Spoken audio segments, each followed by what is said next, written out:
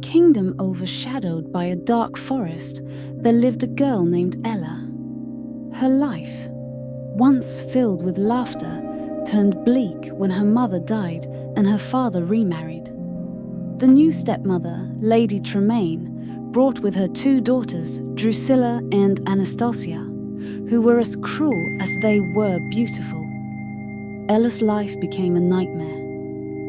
Renamed Cinderella, she was forced into servitude, wearing ragged clothes and sleeping by the hearth. Her days were filled with endless chores, her nights with dreams of a life free from torment. But Cinderella's heart, despite the cruelty she faced, remained pure. One day, an announcement echoed through the kingdom. The prince was hosting a grand ball to find his bride. Lady Tremaine and her daughters were ecstatic, immediately planning their gowns and practicing their manners. Cinderella too longed to go, but her stepmother only laughed. "You? Go to the ball? Look at you, filthy and tattered. No, Cinderella, you will stay here and work." Undeterred, Cinderella completed her chores and began to fashion a dress from the remnants of her mother's old gowns. Yet, when her stepsisters saw her creation, jealousy flared. They tore the dress to shreds, leaving Cinderella in tears. As Cinderella wept in the garden, an eerie mist enveloped her. From the shadows emerged a figure cloaked in darkness, a fairy godmother. But this was no ordinary fairy godmother. Her eyes glowed with an unnatural light, and her smile was sharp. "I can help you, dear child," she whispered, her voice like the rustling of dead leaves. "But every gift has a price." Desperate, Cinderella agreed without hesitation. The fairy godmother waved her wand, transforming Cinderella's rags into a stunning gown of midnight blue. Glass slippers appeared on her feet, shimmering like ice. A carriage formed from a hollow pumpkin, and 6 black stallions stood ready. "Remember," the fairy godmother warned, "at the stroke of midnight, everything will return to its original form." Cinderella arrived at the ball, turning heads and capturing the prince's attention. They danced, lost in each other, as the night wore on. But as the clock neared midnight, Cinderella remembered the warning. She fled, leaving behind one glass slipper. The prince, determined to find the mysterious girl, searched the kingdom with the glass slipper. When he arrived at Cinderella's home, Lady Tremaine saw an opportunity. She ordered her daughters to try on the slipper, but it did not fit. Desperate, Drusilla and Anastasia mutilated their feet, slicing off toes and heels to force the slipper on. Blood stained the glass, revealing their deceit. The prince was about to leave when Cinderella appeared. The slipper fit perfectly, and she revealed the matching slipper. Overjoyed, the prince declared her his bride. But Cinderella's happiness was short-lived. The fairy godmother returned, demanding her price. Cinderella had unknowingly agreed to give up her firstborn child. Despair engulfed her as she realized the true cost of her wish. Months passed, and Cinderella, now queen, discovered she was with child.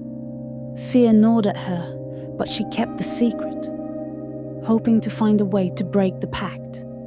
The kingdom celebrated the impending birth, unaware of the dark fate looming. As the child was born, the fairy godmother appeared, her demand echoing through the castle.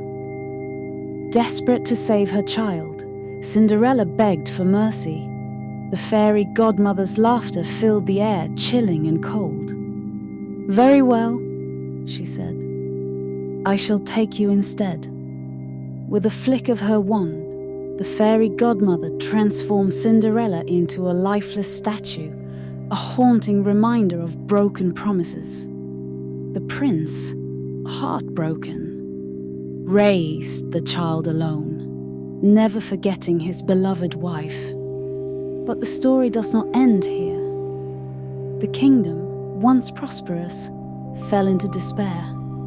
The statue of Cinderella became a symbol of warning. The fairy godmother's curse spread, and those who gazed upon the statue were haunted by visions of their deepest fears. Years later, on a cold, stormy night, a cloaked figure entered the castle. It was Lady Tremaine, driven mad by guilt and the suffering she had caused. She approached the statue, her eyes wild. "Forgive me," she whispered. "I was wrong." As her tears fell on the statue, a crack appeared. The fairy godmother emerged, her expression twisted with rage. "You dare seek forgiveness," she hissed. "You shall suffer as she did." With a wave of her wand, Lady Tremaine was turned into a raven, cursed to wander the dark forest for eternity, her cries echoing through the night. But Lady Tremaine's punishment did not end there. Driven by a mad need for retribution, she flew to her daughter's chambers. With a savage gleam in her eyes, the raven attacked Drusilla and Anastasia, pecking their eyes out. Their screams echoed through the castle, a chilling symphony of agony. The prince, hearing the commotion, rushed to their chambers, only to find his stepsisters writhing in pain and blindness. The horror of the scene drove him further into despair, and he vowed to protect his child from the curse that had plagued their family. As the years passed, the once vibrant kingdom became a land of shadows and whispers. The prince, though a loving father, could not overcome the sorrow that lingered in the halls of the castle. The people, too, felt the weight of the curse, their lives touched by a lingering sense of unease and fear. The child, named Alara, grew up with stories of her mother's bravery and the kingdom's former glory. She was a beacon of light in the dark times, her spirit unbroken despite the tragic circumstances of her birth. Alara, unlike her mother, was aware of the darkness that loomed and was determined to find a way to lift the curse that had befallen her family and kingdom. One day, while exploring the depths of the castle's library, Alara discovered an old dusty book that spoke of ancient magic and forgotten spells. With the help of her loyal friend, a young sorcerer named Lysander, she began to piece together the secrets that could potentially undo the fairy godmother's curse. Alara and Lysander ventured into the dark forest, braving the dangers that lurked within, to find the source of the fairy godmother's power. They encountered enchanted creatures, faced their own fears, and learned the true meaning of courage and sacrifice. In the heart of the forest, they found the fairy godmother's lair, a place of twisted roots and eerie silence. Alara confronted the fairy godmother, not with anger, but with understanding and compassion. She offered her own life in exchange for the freedom of her mother and the restoration of her kingdom. The fairy godmother, taken aback by Alara's selflessness, felt a pang of what could have been remorse. For the first time in centuries, her hardened heart softened. She agreed to lift the curse, but warned that the price of such magic was not easily forgotten. With a final wave of her wand, the fairy godmother freed Cinderella from her stone prison and lifted the darkness that had plagued the kingdom. However, the cost was far greater than anticipated.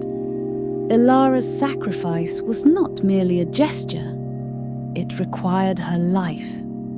As she breathed her last breath, a dark cloud settled over the kingdom. Cinderella, awakened from her stone imprisonment, found herself in a kingdom much changed. The joy she had once known was replaced with a profound sorrow. The death of her daughter, who had sacrificed herself for the kingdom's salvation, left a void that could never be filled. The prince, now a broken man, could not bear the weight of his losses. He spent his days wandering the halls of the castle, a shadow of his former self. The kingdom, though free from the fairy godmother's curse, remained steeped in melancholy. Cinderella, once hopeful and pure-hearted, was left to grapple with the consequences of her desires. The happiness she sought was forever out of reach, tainted by the sacrifices and suffering that paved the way. She ruled the kingdom alone, her spirit crushed by the unbearable weight of her past decisions. The statue of Elara, now standing in the castle courtyard, served as a grim reminder of the cost of desperation and deceit. The kingdom, though free, was shrouded in a perpetual twilight, reflecting the despair that had taken root in the hearts of its people. And so, the tale of Cinderella ends not with a happily ever after, but with a queen burdened by the ghosts of her past. A kingdom forever touched by sorrow, and a cautionary tale that echoes through the ages. Thank you for joining us tonight. If you wish to hear more stories that unveil the dark side of familiar tales, subscribe to Twilight Fables. Until next time, may your dreams be free of shadows.